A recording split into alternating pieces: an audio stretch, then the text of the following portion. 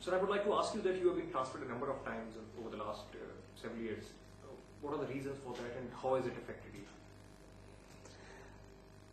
The reasons for the transfer is best known to the person who is transferring me. I cannot speak his mind here. It does affect your moral and dignity, and it's dehumanizing, because you take a strong action which is expected of a public servant. It is strong, relatively strong. The reason is now the times are not to take actions which is expected of you. So an action which is expected of you to be taken as a public servant are labeled as strong actions, and you get transferred. Your subordinates, your peers and seniors, everybody point an accusing finger at you. Look, we told you so. And there is some fault within you. It's like a girl who is raped by scoundrels, and the society points a finger at her and tells that, look, the fault lies in you. Why you are raped? Is the government using transfers as an action against strong actions taken by you? I would not hazard a guess here, because that is best left to the person who is making the transfer. But under the I.A.S. Fixation of cadre strength rules, which is a statutory rule enacted by the central government in consultation with the states and notified by after placing it before the parliament, the minimum tenure is 2 years in a post. And I don't see a reason why the government of the day cannot obey the law or the rule established by itself. How critical is the post that you are currently holding, which is Director General Land Consolidation and Records? I don't know what you mean by critical, but it is a challenging post. It's a good post in the sense that it has a lot of challenges, and maintenance of land records, good land records in an agricultural economy in which 75% of the people subsist is sine qua non to agriculture, increase in agricultural productivity, and consolidation is one of the factors for increasing agricultural productivity in both the states of Punjab and Haryana. Consolidation, as you were pointing out, is a very important tool used for increasing agricultural productivity, but it has been brought to light that it has been misused also. Is it under investigation? Well, the unfortunate part is the laws were framed with the noble objectives, but there are scoundrels in the system who misuse them. I think the call for the day is to take strong deterrent action and swift action against the guilty. No law, no system can be designed where there is no loophole. As the senior most officer who was kind of in charge of all this, did you detect that such kind of misuse of the system is taking place? Oh yes, I detected in consolidation, and the high courts have also passed adverse strictures on that and set aside certain orders passed by my predecessors. There were a lot of misuse, and the matter is under investigation by the Honorable High Court of Punjab and Haryana. The Chief Secretary himself has been directed to place on record before the High Court in a period of 6 months certain orders passed by my predecessors in misuse of their powers under Section 42, and I have asked the Chief Secretary to also include the orders made under Section 21 as well, because there is a scope for misuse under that section also. Saying that since a lot of allegations have been made, you as a government officer, are you going to increase your surveillance and probe those allegations being made? Well, if I am allowed to continue here, definitely yes. I would like the fair name and reputation of the departments and the confidence of the general public, of the public servants remain, and that is restored. So certainly if an allegation is made in the media, I would personally like that a clarification is done, and after an open investigation and inquiry, so that the people's faith in the government of the day is restored. We are not a banana republic. We are not countries where dictators rule, and Zimbabwe or whatever countries, you know.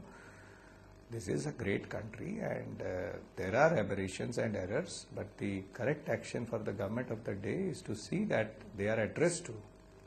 So do you believe that not many innocent and not very kind of upwardly mobile villagers in the lucrative national capital region of India, they are being given the raw end of the stick because of various policies being missed?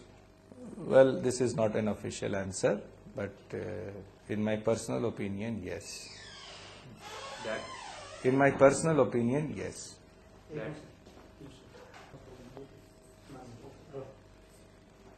So would you believe that in the national capital region, which is a very lucrative area, and there are not many villages surrounding it, many of the innocent villagers there are being given the raw end of the stick there? I wouldn't like to answer this question in my official capacity, but in a personal capacity, probably yes. So can you tell us what happened day before yesterday, on 11th, when your transfer orders came? No, nothing. I got these transfer orders. There was a knock at my door at 10 o'clock in the night, and I was handed a transfer order. And how long have you been on this particular post? Around 80 days. And before this, sir? In an organization called Heartron, and I was there about for 50 days there. How do you see the way forward now? Because as you said that it is demoralizing for you. You have been Well, I made a representation to the worthy Chief Secretary that please give me a minimum tenure of 2 years, and I've requested him to cancel this transfer, and if this is inevitable for whatever administrative exigencies of the government of the day is, at least post me in an assignment where they can assure my tenure of 2 years, which is guaranteed under the law, and a post which is befitting my seniority in service, not some post which is a very junior post. And lastly, sir, all the allegations that have been made over the last few days, you've obviously been observing them, and they have mostly been pertaining to Haryana. Do you think that's a right case to be investigated and probed? I won't like to comment on that. At least that they should be probed if there are statements being made. Well, as a citizen, if there are allegations are there, and they are credible allegations, they ought to be probed, and if the allegations are correct, they are worth it. If they are not correct, there is a law for the allegation maker to suffer for making false and frivolous allegations. Under the law, there is an adequate provision to punish the person who has made false and frivolous allegations. And sir, usually if you see land records and you see that land is being purchased at prices way beyond the collector rate, does it call for, does it kind of arouse any kind of suspicion, or is it normal course of... No, purchase at above collector rates or purchase at below collector rates? Far below the collector rate. Suppose the collector rate is 16 lakh rupees an acre in Meva, and the land is purchased at 2 lakh rupees an acre.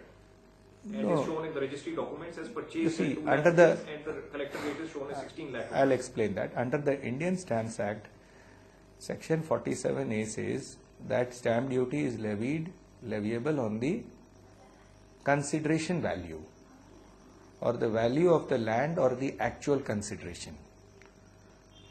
Now, it's difficult for the registrar who is registering the document to actually estimate that what is the actual consideration or what is the actual valuation of the land.